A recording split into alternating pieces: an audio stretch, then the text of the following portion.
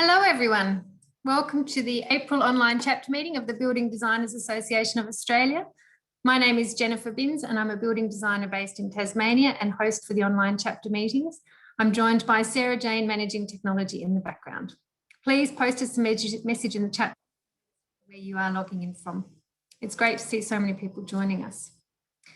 We have lots of events on this month, both formal and informal, paid and free. Sarah Jane is going to post some links in the chat box if you want to register or need any more information.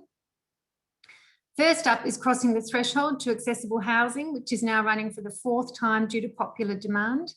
I've done this workshop myself and can highly recommend it. If you haven't been able to attend previously because it was held during the day, it is now an evening event.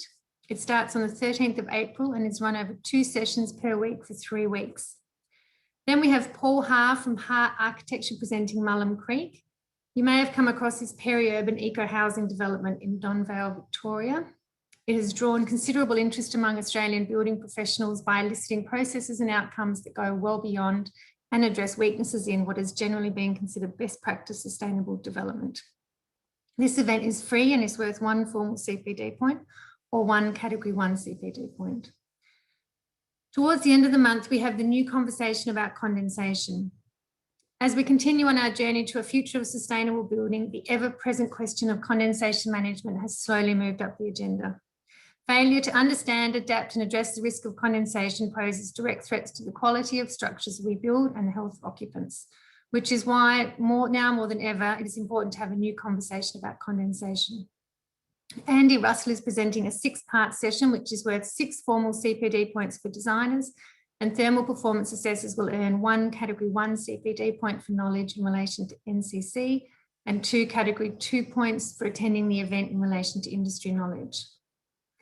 As a BDAA member, besides the Education, Advocacy, Networking and National Awards, you receive discounted rates to all paid events. So if you're considering becoming a member, after attending 2 or 3 paid events, the savings would have paid for your membership. Sarah Jane is going to put a link in the chat box if you would like to find out more about joining the BDAA. And a reminder also that all of the national online chapter events are recorded and loaded into the BDAA members only area of the website for you to rewatch at any time. And hello to everyone that's putting most messages in the chat box. It's great. So today we have 2 fantastic speakers, Tim Washington from Jet Charge and Michael Smith from Kingspan. A big welcome to Tim and Michael. Before we get started with the presentations, a quick run through of the Zoom tools. You're welcome to ask questions throughout the meeting and we welcome you to ask questions using the Q&A box, and our presenters will answer the questions either throughout the presentation if they're able to or at the end. If you'd like to ask a question via audio, there's the raise your hand tool, and we just ask that you check there's no background noise that will interfere with the audio when we unmute you to ask your question. And the chat box is there as a continuous message thread for comments, and SJ will post links into the chat box. So the first presentation today is sustainable buildings. I'm just checking, is that still what we're doing, SJ? No, actually, Tim Washington is here and we're looking forward to hearing from him now. Right, okay. So the first presentation is electric vehicle charging, designing for the future of transport. CEO and founder of Jet Charge, Tim Washington, will guide you through the practicalities of specifying EV charging infrastructure in modern buildings. He'll go through historical trends and modern day best practice and will offer a glimpse of what the future holds for building and refueling of vehicles. So have I got you online, Tim? Yes. Great. Hi, everyone. I'm going to hand over to you. Welcome. All Thank yours. you. Okay, great. Hi, everyone. My name is Tim. It's great to be with you today. I'm just going to share my screen. Let me just see if I can do this properly.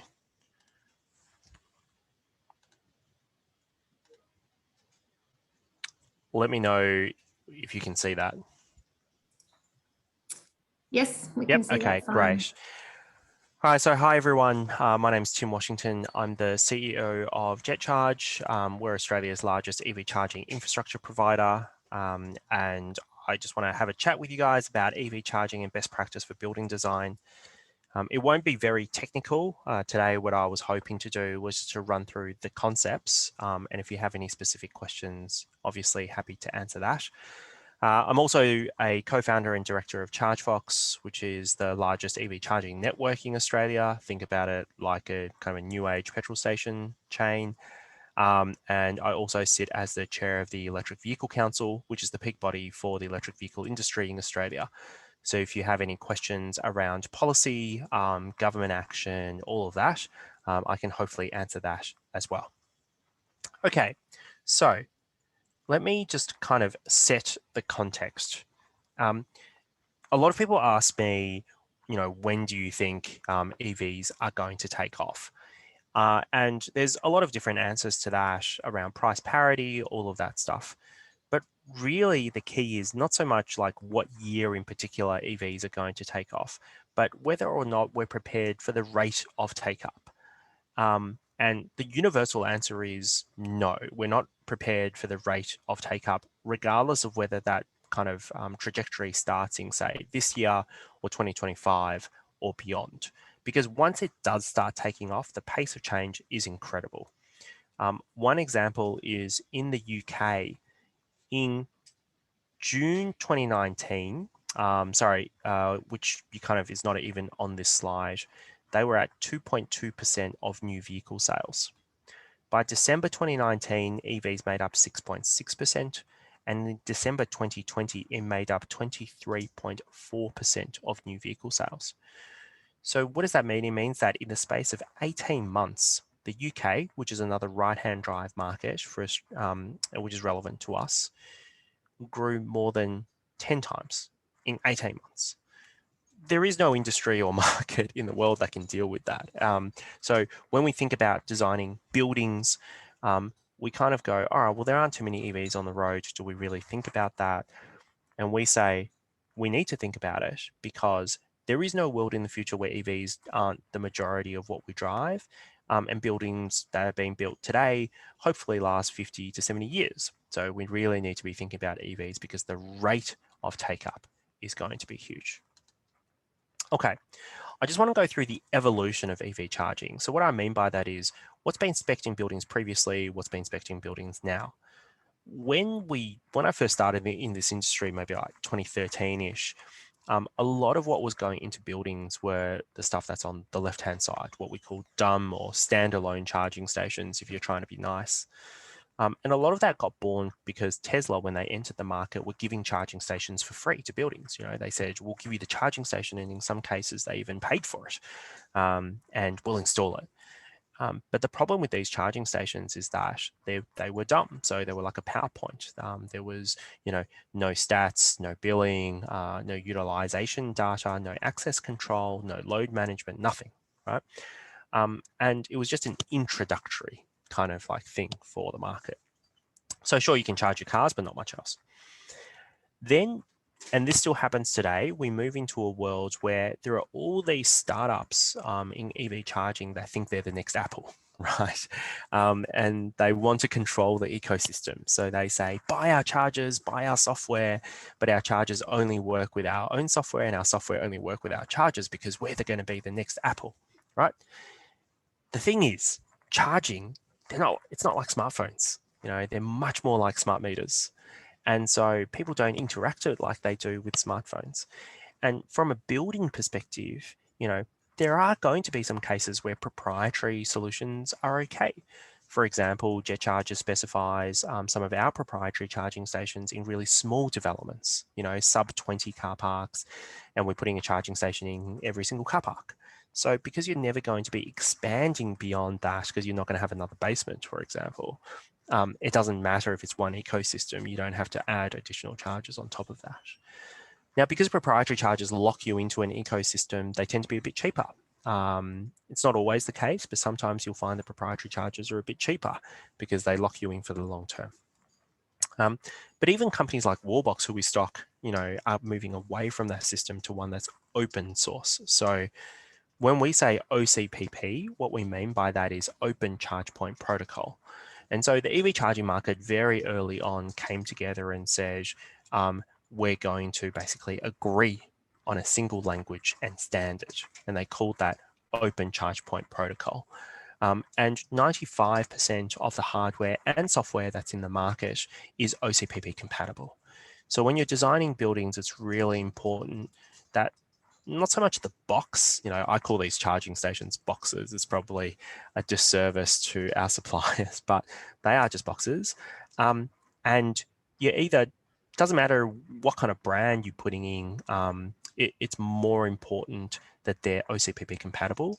And then you look at other stuff like pricing, reliability, aesthetics, etc. But the first thing is to make sure they're open protocol, because charging is not a set and forget kind of thing, right? You're going to be adding to it over time. And so they must be open source, because you want any kind of charging station, and you might have 30 different brands in your basement, right? Your tenants might buy ones themselves. You want all of those brands of stations to be able to connect to any type of software, and you need any software platform to be able to manage any charger, right? Same thing. Then we basically have AC and DC charging. So the vast majority of what you're going to see in kind of like these built environments is probably going to be AC charging, because people tend to charge when they're at work or when it's overnight, and you stay there for a really long period of time. DC charging is for things that require a 1 hour or faster turnaround, essentially. It's kind of like a rule of thumb. So you put in DC charging, for example, in shared spaces in apartments, you put it into logistics hubs, you put it into all of that. So that's pretty kind of self-explanatory. You want DC charging when you want faster turnaround. You want AC charging where it's overnight or during the day over a long period of time. Okay. So that's kind of like hardware, and you can go into the weeds a little bit on that, but that's essentially an overview of hardware. An equally important topic is this concept of energy management, because you're not going to have most buildings enough electrical capacity, even greenfields, enough electrical capacity to service 100% of the car park when everyone's charging their cars. So you need this concept of energy management to make sure that whatever capacity you do have is spread between the charging stations. And so how does it work? It works pretty much exactly how you think, which is that when there aren't too many cars, they all charge at the full rate. At night, when cars start coming back from work and all the lifts are going and aircon and induction cooktops are on and all of that stuff, it basically lowers everyone's charge rate or queues people depending on the system, and then basically make sure that the charging doesn't take as much electricity. And then when everyone's gone to sleep and there's less electricity being used by the building, the charge rate ramps up, and then all the vehicles are fully charged in the morning. There are a few systems in the market that can do this. So JetCharge has one thing called JetCharge Core, and basically it just makes sure that none of the circuit breakers trip, right? I won't go through this in too much detail, but essentially what you're looking for in an energy management system is, again, something that works with different types of chargers, that works with different types of software platforms. That's really important. And so how does it work? Basically, what it does is it dynamically analyzes how much capacity is available on each circuit, and then allocates that capacity to charging stations that are connected. I think that's like, this graph probably doesn't mean much at the moment without context. But what it is it's detecting excess solar being pumped into the grid. Is actually our office. And then if any vehicles were charging, it would take that excess solar and it would pump it back into the vehicles, as well as whatever else the vehicle requires. So this happens on a building by building level, precinct by precinct level. Even more than that, as we kind of go to the next step, which is essentially not only being able to charge when there's enough capacity, but also being able to discharge the vehicle when the building doesn't have enough capacity. This concept of what we call bi-directional charging. And that's going to happen probably in the next 4 to 5 years. We're currently working on some kind of fairly bleeding edge products, projects at the moment, where we're taking electricity out of the vehicle to support the grid when the grid is under pressure. But in the next 5 years, a lot of vehicles are going to be able to do this. And what's going to happen is that when you start having fleets of vehicles in the building capable of bi-directional charging, they have the potential to be able to replace stationary storage. Except the developer hasn't had to pay for that, right? It's the individual tenants who pay for that, and you're utilizing their battery through a variety of different business models. And what it allows you to do is it allows you to meet site requirements in the same way a battery would. Is this something to keep in mind? and people use energy management for different reasons, right? So they basically say, you know, for some of our clients, it's essentially to make sure that they don't trip breakers. For some, it's to make sure that they keep their demand charges on the electricity side really low.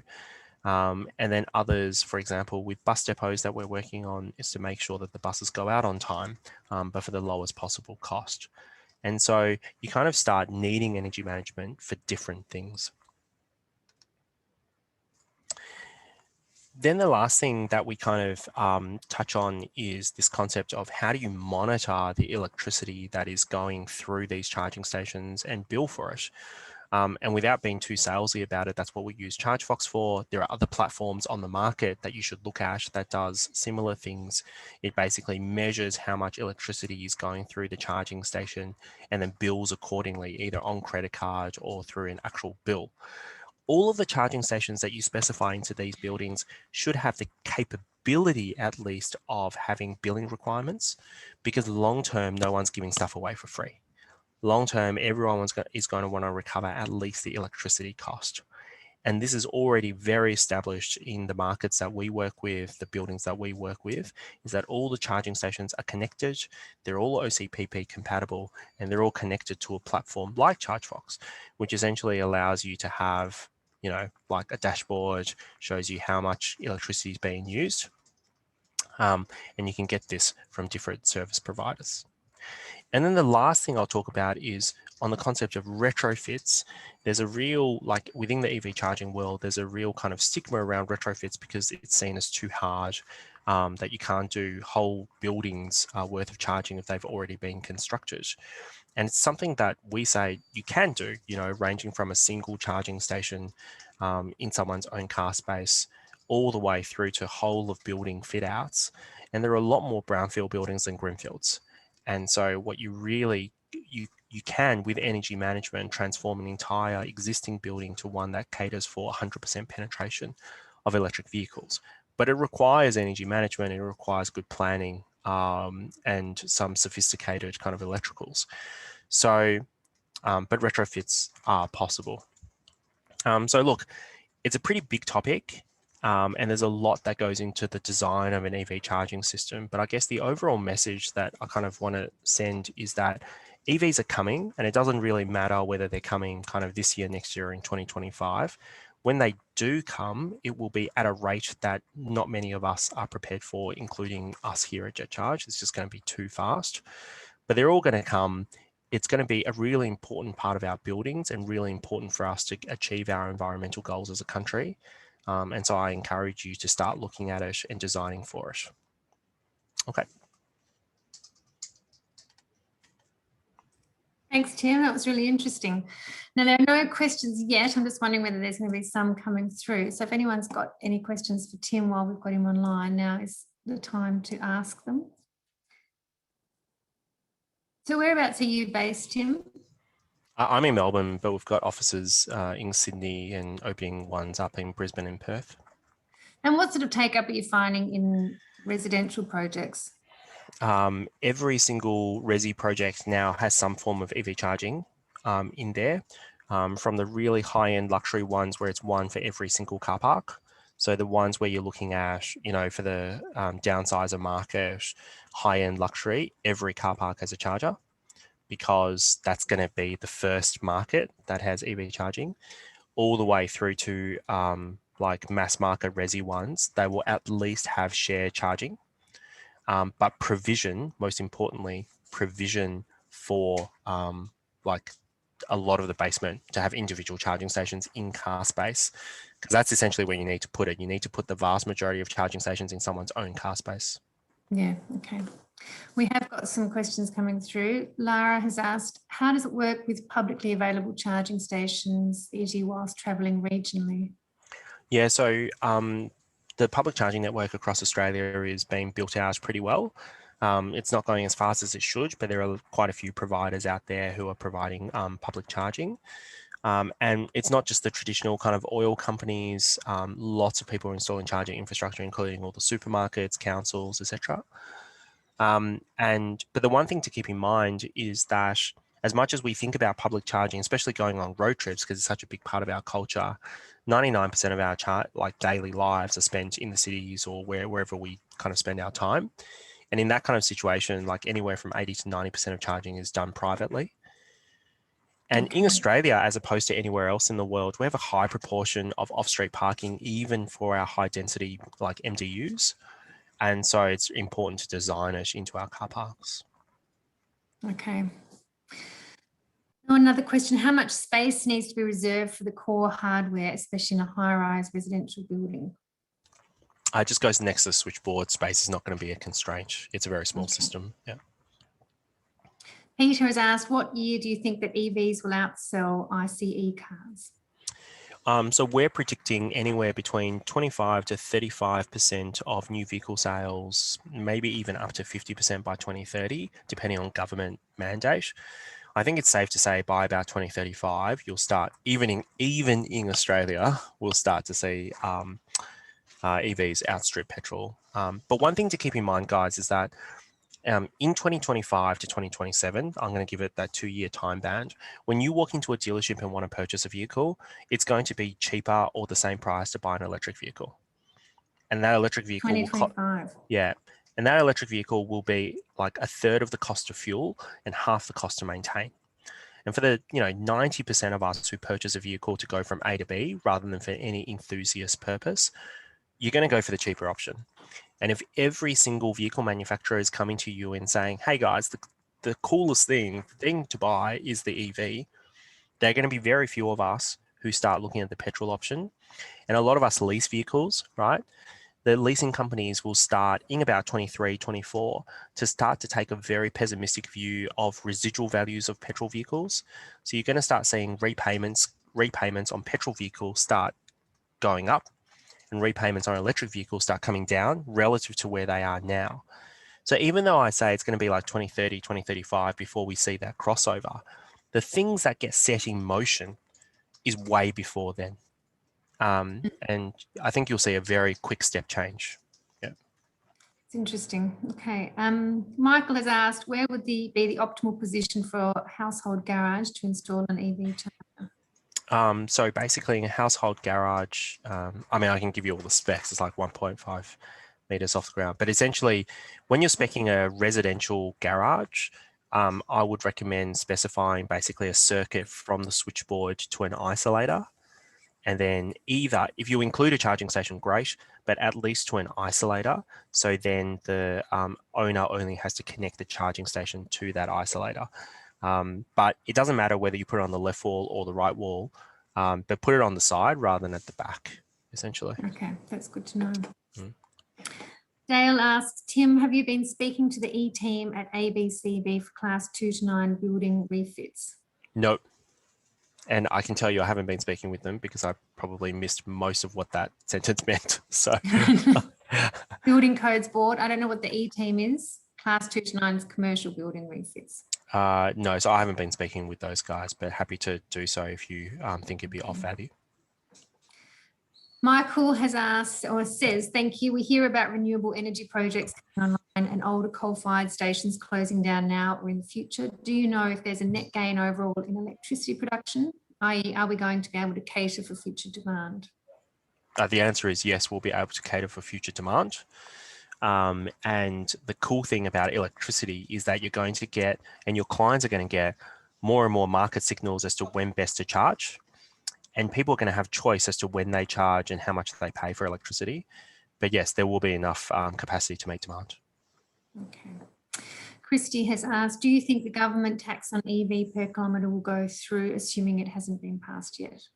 It's going to be, I think you're talking about the Victorian road user charge. So we're finding it very hard because it'll be the first jurisdiction in a developed country to put a tax on EVs rather than incentivizing them. So we're finding it very hard. Will it go through? Not sure. It's been introduced into Parliament pretty soon. So we'll see what happens.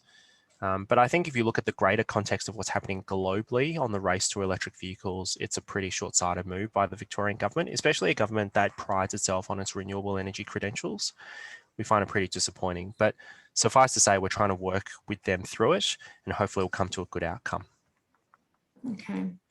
Peter's made a comment. He's predicting nearly 100% take up of EV vehicles by 2030. Awesome. You should come work for me. There's another question. What is the average cost to set up a charging station for a residential home? For a residential home, about 2,000 installs. Yep. Okay. So Dale's just clarifying the E-team is the energy efficiency team. Great. Yes, it would be good to speak with them. They are investigating EV charging retrofits at the moment. If I don't know, Jennifer, whether you can organise me to contact them, but that'd be really great. Yep. Arrange for you to connect through to them. Michael has said Pepper Finance offering 3% finance for Teslas. Yes. Now Lisa has asked, many residential dwellings have limited on-site parking. How will on-street overnight parking be able to charge? Yeah, so we're working with councils through that. It's a very interesting problem, but essentially the answer is going to be through a partnership with the councils and also with the network operators who own the power poles. So we're going to be putting infrastructure on the poles. Okay, there's lots of questions coming through. I'm going to try and keep up because there's some in the chat box. I'm just going to go there for a minute. Sure. Is there an Australian standard that the installations need to meet? Yeah, so all the installations need to meet AS3000 wiring rules.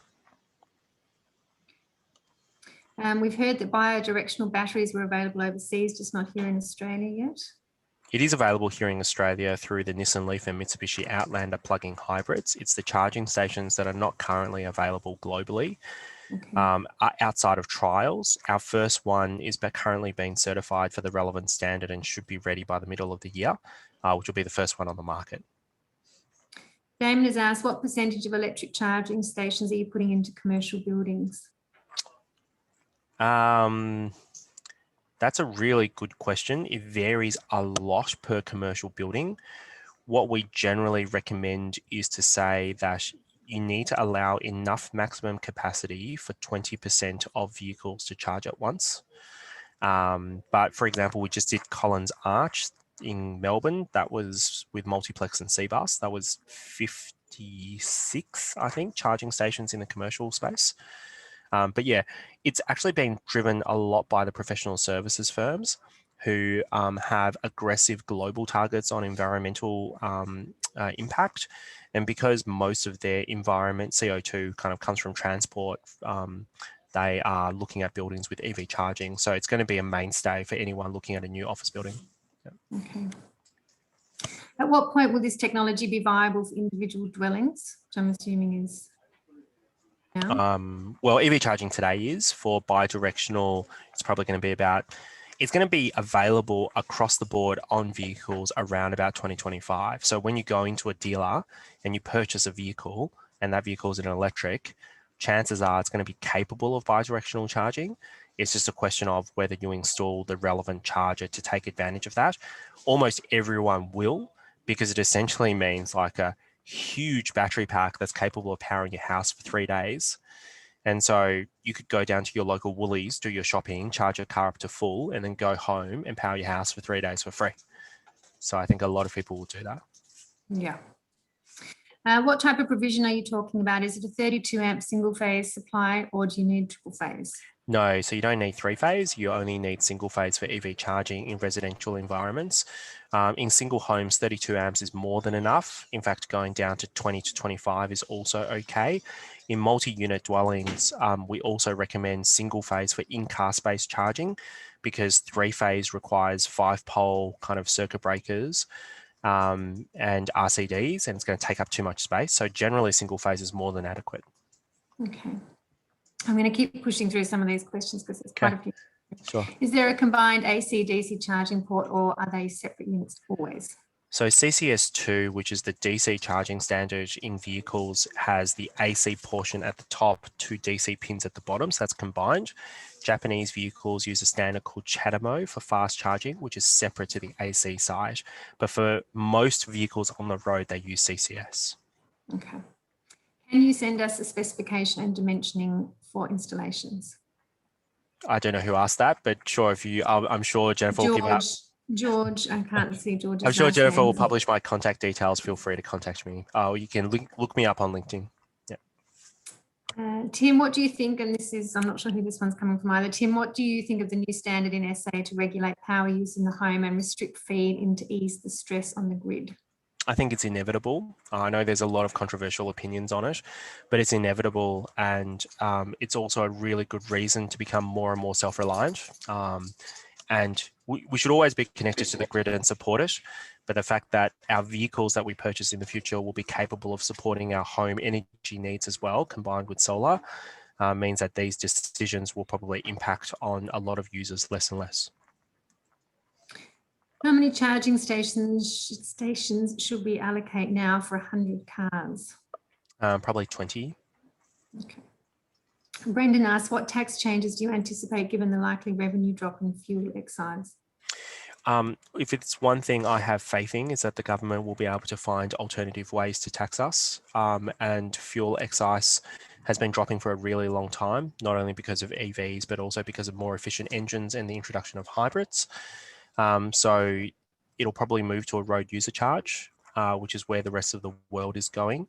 Our only problem with the one in Victoria is that it doesn't apply to any vehicles other than EVs, and therefore it's not a road user charge, it's a tax on EVs. And so I think as we move away from fuel excise, we'll move to a road user charge for all vehicles to replace the revenue. Roland, hi Roland, has asked, what rating does the isolator need to be per single vehicle charge system? We generally prefer 40 amps. A few more questions and then we're going to have to move on to our next question. Sure. But Lisa's asked, many residential dwellings have limited on-site parking. How will, oh no, we've asked that one. Yep. Damien has said, should I buy an electric car now or wait 2 to 3 years? They seem a bit pricey and a little bit crappy at the moment. Okay, so my suggestion is to go and drive them, and if you don't like the car, don't buy it. Peter has said he charges his i3 from a standard power point. Yep, a lot of people do charge from a single power point, which is actually enough for a lot of people. As the battery packs get bigger and bigger, like goes up to 70, 80, 100 kilowatt hours, that's when you'll start probably needing a charging station at home. Richard has said, do we need to provide 3-phase power? But we've already answered that one. Michael says, is any company working on a portable EV charger for long distance remote travel? No. So Lara has asked, does bidirectional charging mean you would have a power source in the case of a grid being out? Yes. Esther has asked, would a residential system require significant hardware upgrade to enable utilisation of bidirectional charging? No. It requires no upgrades compared to a normal charging station. Okay. I think that is all the questions. Okay, cool. Thank you very much, Tim. That was no problem. So if anyone has got any more questions, please let me know and I'll make sure that we get them answered. Cool. Thanks everyone. See you later.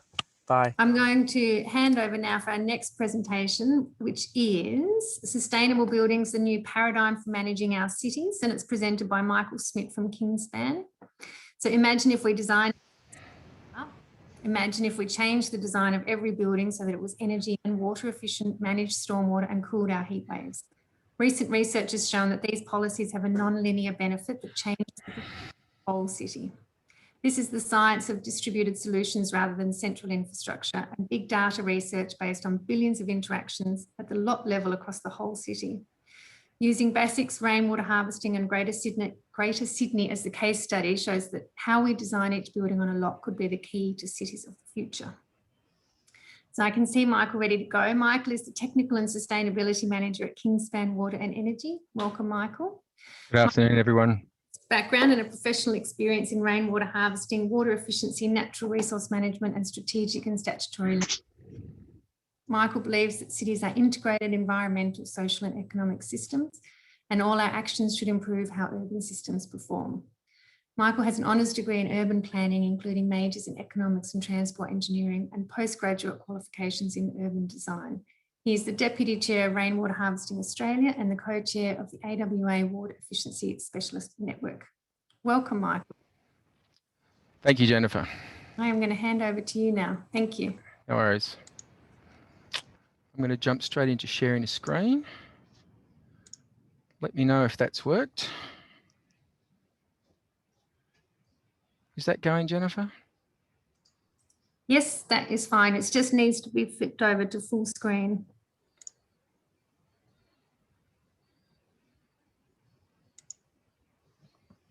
Is that better? Yes, I think we can still actually just see the preview. Okay. Hang on, let me try that again then. I'm on twin screens here and it gets a little bit confusing as to which one I should be running. Is that better? Can't see it yet. There we go. Perfect. Great. All right. I wanted to talk about sustainable buildings and a different way of thinking about how we manage our cities. So I'm using water as a little bit of an example. And this first diagram actually goes back to Edwin Chadwick, 1843, and it's still very much how we plan water use in our cities. So the idea is you find somewhere out in the bush with a big dam, you bring water into the city through pipes, then you build a whole lot more pipes, you put it through a sewage treatment plant and you get rid of it. It's a linear system. And it's very much based around the idea of the city as a unit. So the city is what you're supplying. So up in Queensland, we use 450 gigalitres of water a year. And so you need dams and treatment plants that can supply 450 gigalitres, and then you need sewage treatment plants that can treat about 75% of that, and then send them out to the ocean. And that's how we think about cities in all sorts of ways, to some extent energy and transport and a whole lot of other things.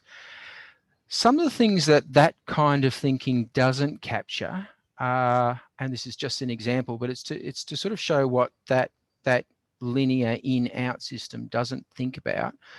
This is a little diagram comparing a natural forest with an urban area. So on the left-hand side with the natural forest, you have rain. Nearly half of the rain that's falling is actually absorbed by the trees, goes down into the soil and becomes part of the water table, and that maintains a consistent level of water in the creek. Nearly half of the rain that's falling evaporates and evapotranspirates from the plants, and that cools down that whole forest and keeps things cool. On the city side, those systems aren't working. So because you've got a lot of impermeable surfaces, only about 10% of the water is going down into the ground, and only about 10% of the water is being held in the landscape and is evaporating and cooling the city. And the other 80%, when it rains, is rushing down into our creeks and scouring our creeks out and making them very unpleasant places to live.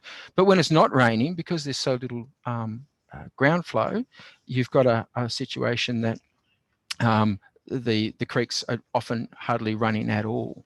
So those are some of the things that you don't capture when you consider a linear pattern. This is the other paradigm. This is another way of looking at how our cities can work. And instead of the city being at the center of this diagram, buildings at the center of this diagram. And what we're suggesting is that if you make relatively minor design changes to your buildings, you can reduce how much water is going into them, how much rainwater harvesting you might need to do. You can harvest the rain that falls on the roof and put that back into the building. You can use your buildings and the water in them to support lots of green spaces and thereby cool down the cities. You can manage the way the stormwater is running off those buildings to change the whole stormwater pattern across the city. The way you change the way you use the water in those buildings affects your sewerage. And then the other thing I wanted to show is that putting the building at the centre also provides an opportunity for a more circular approach, so that you can see that by incorporating some natural systems and thinking about natural systems in our building management, it's a circular system and it all becomes part of broader systems of desalination and recycling and rainwater and stormwater harvesting, but also the natural water cycle.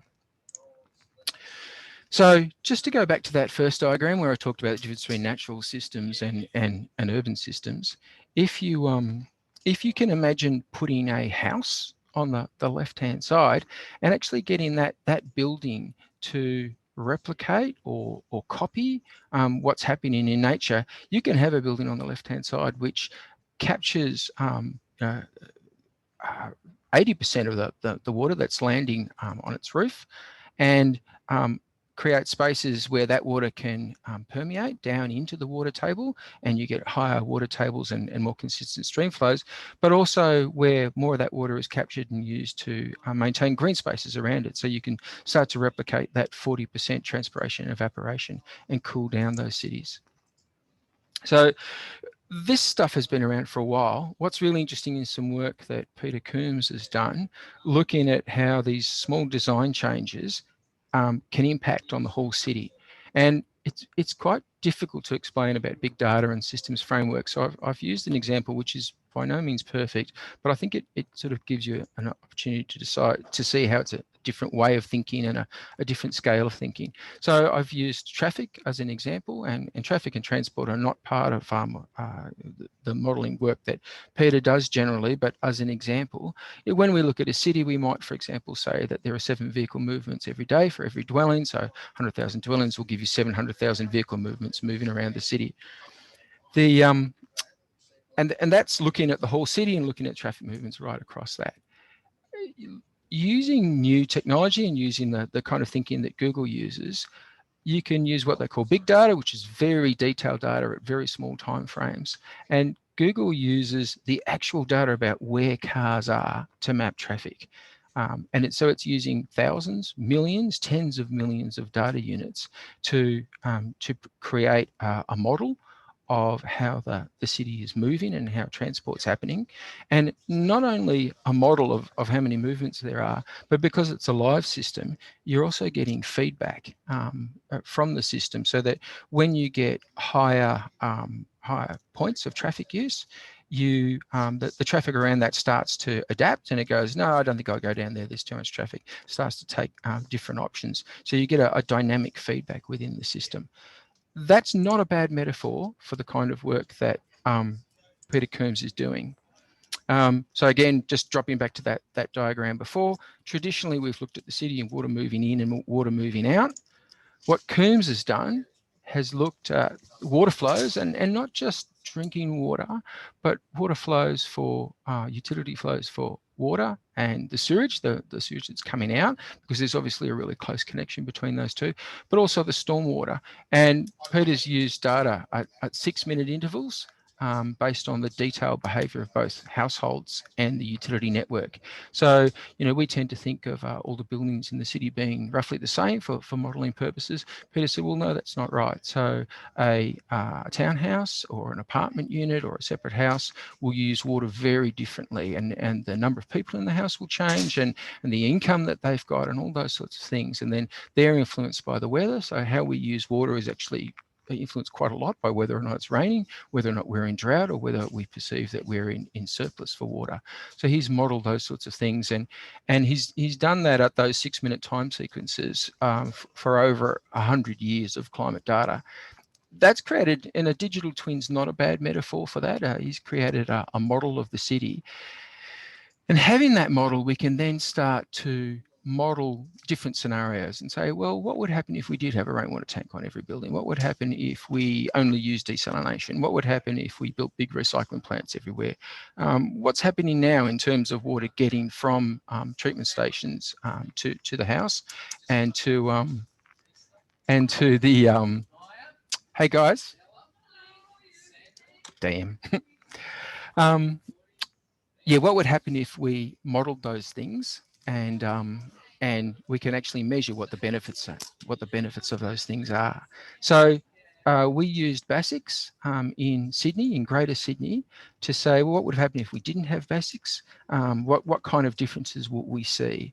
And we've done a retrospective, what would happen between 2004 and now in terms of what the cost would have been, but also what are the likely benefits of BASIX out to 2050.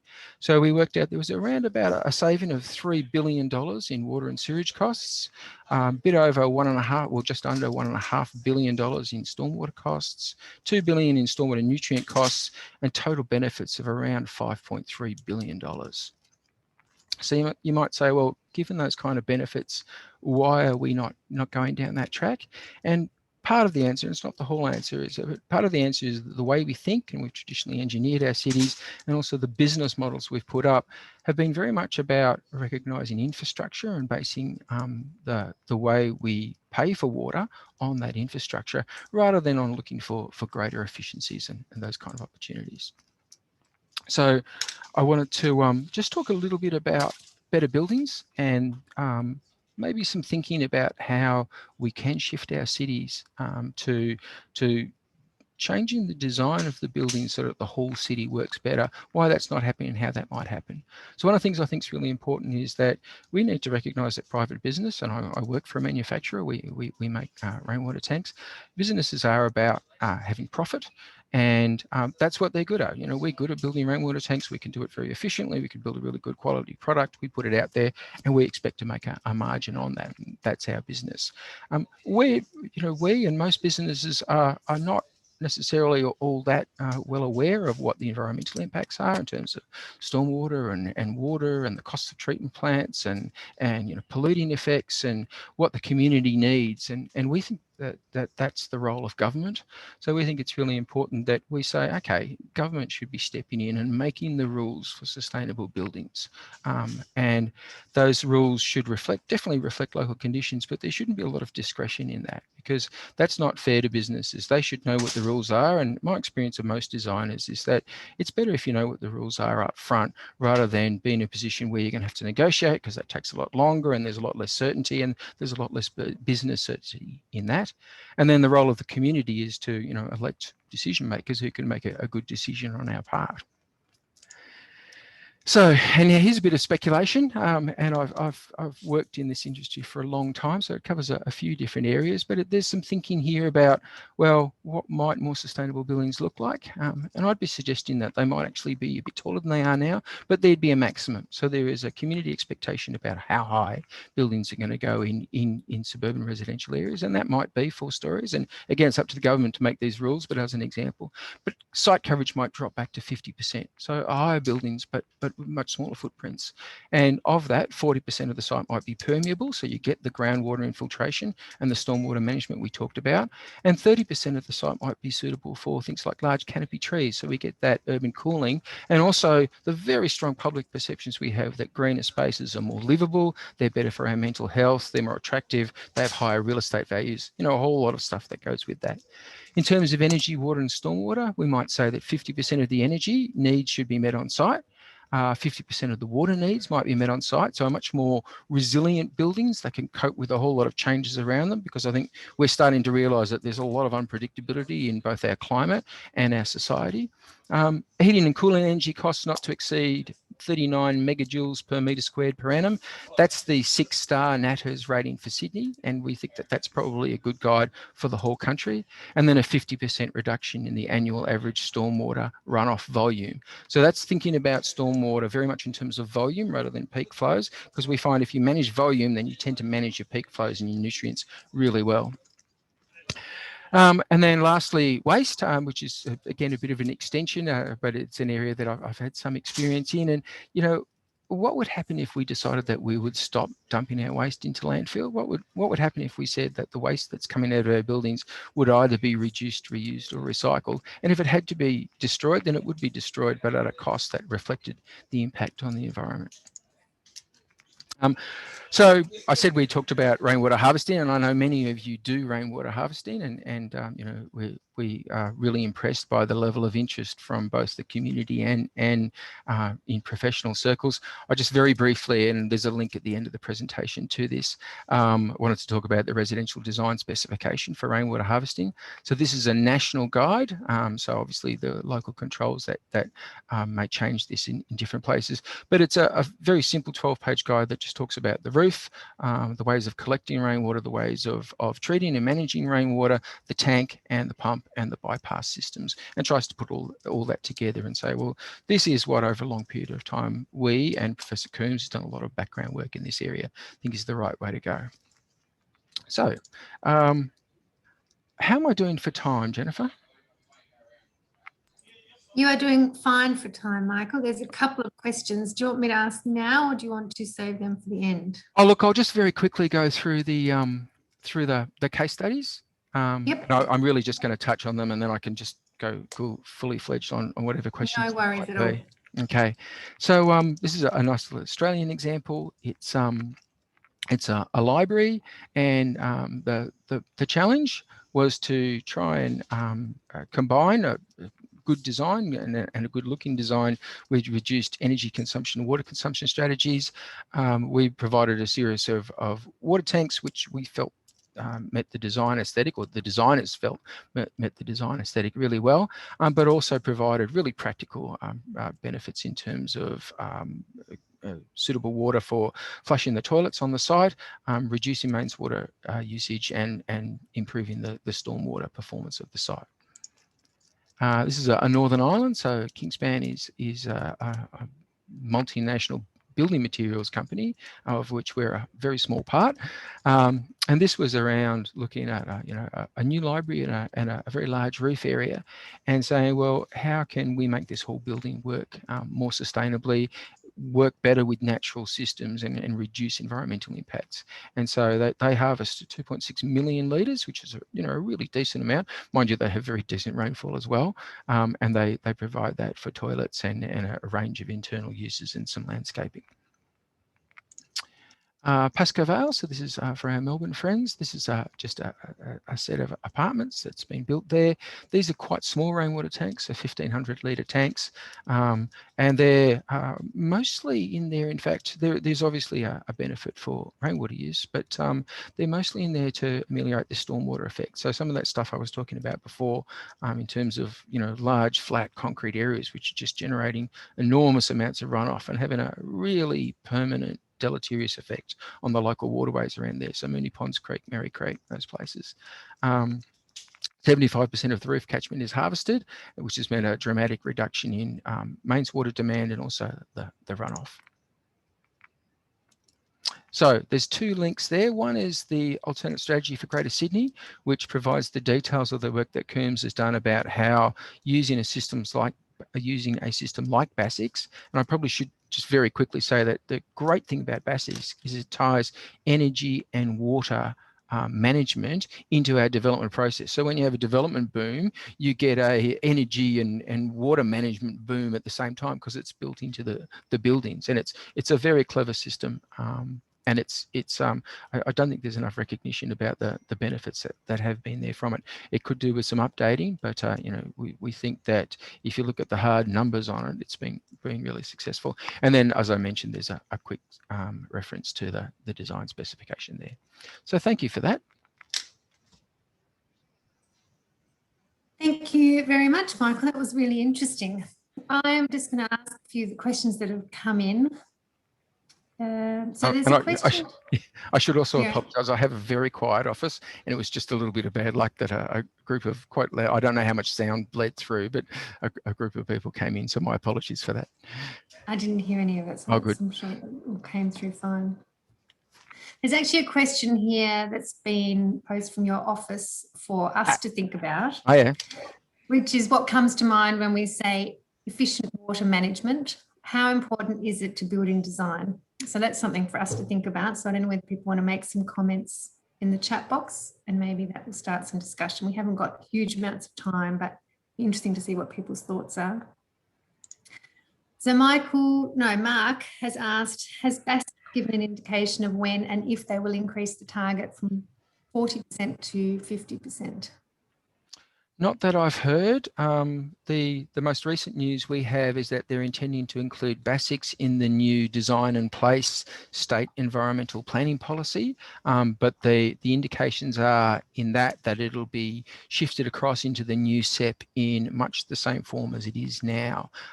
There is a separate call, I think, under the New South Wales Water Strategy to review BASIX, but I haven't heard a timeline to bring in the new targets. I know that work was done, but a review was carried out about 2 years ago, but I don't know when the results of that are going to come through, or whether that'll be a separate review process. Okay, thank you. Right. How are you tackling the issue of retrofit on existing buildings, and what incentives are there from the government for encouraging or funding retrofit? Really good question. And one of the good things about BASIX has been that, as many of you would be aware, it includes, I think, major renovations, which are 30% of the floor space. So that picks up some of the retrofits. There's just starting to be a conversation amongst the town planners. I haven't heard amongst the building designers so much about saying, some of the urban challenges we face are so great, including the stormwater challenges and probably the heat wave challenges, that we might need to be much more serious about retrofitting. But at the moment, and particularly given that we've been in a housing boom for some time now, I think there's also a quite correct interpretation that, you know, we should start by getting the new buildings that we're building right, so that they're right for the next 50 and 100 years. That's the first priority. And once we've got those things sorted, then maybe the second priority is the retrofitting. But it's a good question. Okay. Nicolay has asked, hello, Michael, what is the name of the Coombs analysis paper? Yeah, I provided the reference there. It's the alternate water strategy, I think, for Greater Sydney. It's in the link. We've actually provided a copy of the document, and there's a short video where we talk about the highlights of the findings. But Coombs has published on a great deal of work. Coombs and Barry were the winners of the 2019 Engineering Australia hydrology paper on looking at the systems framework, and a really interesting discussion about saying we shouldn't be using averages to drive discussions about how cities work. Averages are not representative of what's going to happen, and it's why we're constantly surprised by things like droughts and floods. Thank you. And there was a question about the link. So yes, I think Sarah Jane will put a link in the chat box for that. Ashley has said, in Perth, we have a Mediterranean climate, so rainfall in only a few months of the year, cheap water costs and decreasing block sizes. What do you think the future of rainwater harvesting is for single houses in places like Perth? Yeah, again, a really good question. Perth is in a really interesting situation because the drainage is superb. It's basically built on sand. So some of the stormwater challenges which are really driving rainwater harvesting in other cities are less so in Perth. Having said that, Perth is in an extremely dry climate, and in fact, it's not so much the rainfall that's declined, but it seems to be the runoff that's declined. So I think the water challenges for Perth are actually really serious, and things like desalination, which, let's face it, seem to work pretty well in Perth, come with a very high energy cost. So there's a balance there that I think we're still working out. I think one thing that would be really important, not just for Perth but for everywhere, is if the way we pay for water reflected the actual costs, because as I sort of alluded to earlier, the way we pay for water at the moment reflects the costs of infrastructure, and it's not a great incentive to be more efficient, and it doesn't reflect the all of the operational costs. So we have this idea that there's a postage stamp for water. You pay the same for water in the centre as you do on the edges, and that's okay. That's a policy decision. But with that has been an assumption that we also have postage stamp costs, that it costs the same to provide water in the centre or right next to a treatment plant as it does at the top of the Blue Mountains or the nearest mountain range. That's obviously not the case. It might be 10 times as much to provide water up there, and that means that we should be looking at a different balance of a central infrastructure supply and a distributed design solution in the buildings. That leads into Michael's question. Do water usage charges increase the more you use? I know that gas charges in New South Wales get cheaper the more you use. Can government encourage change by increasing tariffs the more we use and thus rewarding conservation? Absolutely. So that is a really major issue with the way we charge for water. There's a very high proportion of fixed costs and a much smaller proportion of variable charges. And what that means is you pay a great big chunk for the water before you use any. So in fact, the more water you use, the less proportional amount you're paying. You're still paying more overall, but someone who's very efficient with their water might be paying $3-4 a kilolitre or $6 a kilolitre, and someone who's using a great deal of water is only paying $3 a kilolitre. So that person who's using more water is still paying more, but per kilolitre they're paying less. So it's a really good question. The way the tariffs are structured doesn't actually encourage us to be more efficient with water. Okay. Before we finish up, have you got a poll that you're wanting to post from your end? Yeah, so this is an area that Kingspan's really interested in. Obviously, we believe that these design solutions can make a really big difference. But we're also conscious that we need better data about the impact of the design solution. So obviously we have an interest in rainwater harvesting. We're interested in this group and your views about a device or an app that would provide, you know, online data and historical data, so over the last year, about how much rainwater you'd harvested, how much had been used in the house, how much stormwater volume had been taken out of stormwater systems. Whether that's something that you think you as designers and your customers would be interested in. So it's a yes/no question, and we'd be very interested in your views. Okay, well, that's up on everyone's screens now. So if you can answer that, and we'll be interested to see what the results are. And I think that is it for the questions, unless I've missed any. That was a really interesting presentation. Thank you, Michael, and thank you, Lisa. Thank you, Jennifer, and thanks, Lisa. So Sarah Jane, for while we're waiting, there we are, there's the poll results. So that's a resounding yes. Great. There's a lot of interest in such. All right. Very good. All right, well, I'm going to wrap things up now for everyone that has to leave. There's no QR code on the screen. Sarah Jane is going to email out certificates and we'll send something out tomorrow for the QR code. So thank you very much to both Tim and Michael for the presentations today. There was a lot of really interesting content in that and some good questions. So thank you very much. The next online chapter meeting will be Tuesday, the 4th of May at 1 p.m. Keep an eye out for the registration email and we'll look forward to seeing you all then. Thanks very much for joining us. Bye.